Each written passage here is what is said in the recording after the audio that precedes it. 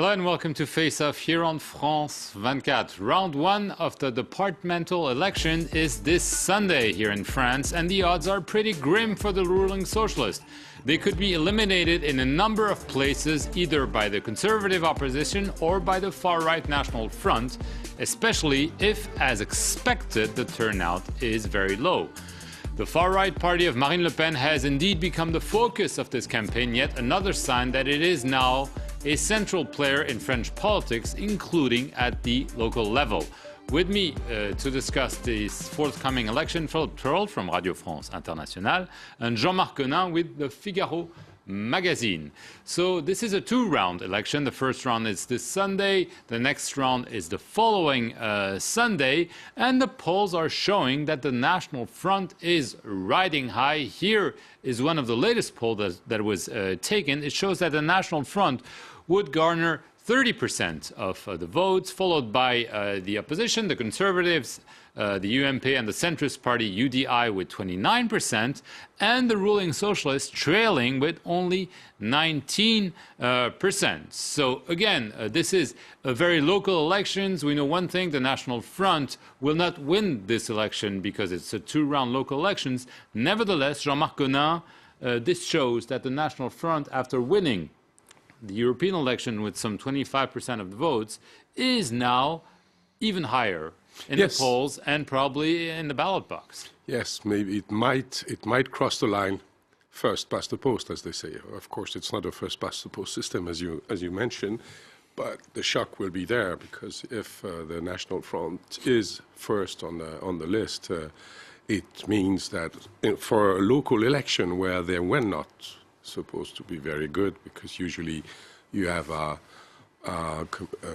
asset for the local people who are well implanted in their constituencies, whereas the National Front candidates are unknown people, most of them. And although they display those candidates, they have a very high percentage in the polls. We have to be, though, careful with those polls because as the system has been changed thoroughly, the polling institutes have certainly a difficulty to calculate the vote in a very safe way because the system has been turned upside down by the Socialists. Right. It's a complicated system. There are 100 departments in France. However, there will be voting in some 2,000 places. But what the National Front has already achieved, it's to present candidates in nearly every of those local elections, which is a strong performance just by itself. Well, I think figure is 2,700 candidates for the National Front running in this poll, which is quite a remarkable figure. And I think also one of the things that we've learned from this is that, first of all, two things. One is that whether this is a departmental election or a regional election or legislative elections, it's boiling down to an opinion poll of the ruling Socialist Party and of François Hollande. So I think all the regional issues are sort of being swept under the carpet, and people aren't really talking about that very much. They're talking about what are people thinking about the government, what are people thinking about unemployment, what are people thinking about growth, and what do people think of François Hollande. The answer is not much, as you saw from the opinion poll of 19% for the ruling Socialist Party. So whatever they try to do to stop the National Front, it doesn't seem to work. And all the alarm bells that have rung in previous elections saying, oh, the National Front's at 15%, be careful. Then, oh, the National Front's at 20% in the following election, be careful. Then in the European elections, oh, the National Front was at 25%, you really must be careful. And now they're saying the National Front is at 30%, be careful. So that doesn't seem to work. People don't seem to take any notice of that. They've heard it dozens of times in the past. So both parties, both sides on the traditional right and on the left, seem to be rather lost about what to do to stop this rise of the National Front. Two observations about what you said, Philippe. First of all, it seems to be an own goal for Manuel Valls because the Prime Minister, because he clearly took off from the local issues, pulling the campaign towards a national one. So, as the Socialists have not on the ground real elected people for years who have been ruling those departments badly or well, it's not the question. But they have local figures, and suddenly those people are not reckoned by the campaign. The campaign is no to the National Front. They have there's a strong polarization that the Prime Minister wanted, and that takes away an argument for the Socialists. Second thing, these departmental elections give a very strong stress strongly the local issues in rural areas in France, and in rural areas now they feel left by the alone by the central government, and the National Front was not very strong some time ago. Nearly absent, and now yeah. they were totally absent. And now you see that the rural France, the farmers, are ready to vote because they are having a bad life in the moment. We'll just take a listen to Marine Le Pen, the leader of the National Front, and then to the Prime Minister, Manuel Valls, and we'll see that indeed it is not really a local election, but a deeply national one. Let's take a listen to Marine Le Pen and then to Manuel Valls. I think the French understand that in order to change policies, you need a big turnout. I think the massive presence of the National Front in the second round will mean that the Socialist Party will not make it to the second round. So a vote for the National Front is the best way to at least get rid of the Socialist Party. Having the far right come to power would mean reigniting all taboos, freeing up hate, which we have already experienced with not just a few candidates, but dozens and dozens of National Front candidates who use anti-Semitic, racist, sexist, homophobic words. The French people need to open their eyes. These candidates are what the National Front really is about, what the Le Pen family really is about, and what Jean-Marie Le Pen is about. Philippe Tull, Manuel Valls campaigning, very harsh words. Some are not necessarily in agreement with his strategy of saying the National Front is the devil, beware. Well, there are two issues to this. First one, as Jean-Marc was saying, this has been dragged into becoming almost like a national election, everyone against the National Front.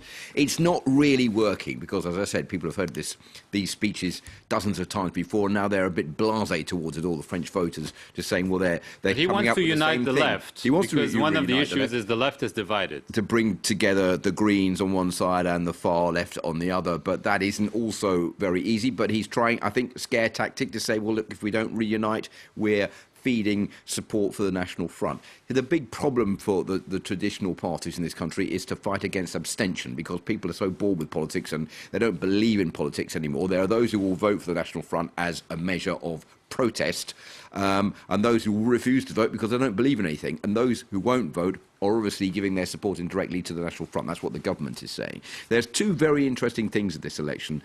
The first one is that, as you could have seen from the photos behind Marine Le Pen and at the beginning of this programme, in each campaign poster you have a man and a woman. And for the first time in France, these are the elections which are totally, as they say in France, parity objective, which means that you have a male and a female candidate who are obligatory candidates. So it means 50% of women and 50% of men, because in France at the moment there are only 14% of elected women. So that is something that is going to change this time round. And the second thing is, there's been a big debate in France, which has come rather late, about, well, should we make it obligatory that people have to vote? And I think that's also the traditional parties suddenly thinking, oh, maybe we might not get much support in this election, so let's bring out the discussion about an obligatory vote in France to fight against the abstention rate. It's a bit late for that now, unfortunately. Right.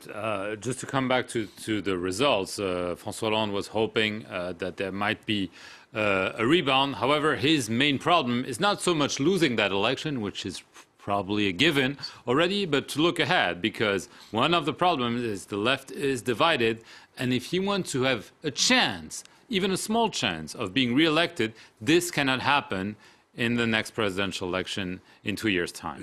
You're right. This is a huge issue, the unity of the left. The left is splitted now, scattered around. I mean, when we saw these figures of 90% for the Socialist Party, it's not only because the Socialists are unpopular. It is because their allies are no longer allies, and they are all running left, the under their Greens. own banner against the Socialists in the first round. So that makes the the left even weaker. So for the next elections, he must work, and that will have a price. And the right also has been divided, split in fighting all sorts of disasters going on since Nicolas Sarkozy lost the election in 2012, and that's undermined their support base as well, which has indirectly once again fed more support towards Marine Le Pen. Nicolas Sarkozy's come back to try to change all that, but he's got a long uphill struggle ahead of him. Going to change the name of the party. We'll see what that is going to be. But his party might win the first round. They might win in the first round because instead of voting for the National Front, people will vote for the right, but they won't vote for the Socialists and the left, and that's a big problem for François Hollande. Okay, we'll have to see how the first round shapes up. We'll see this on Sunday here on France 24, and we'll obviously be discussing the results of the first round and the challenges of the second round next week here on Face Off.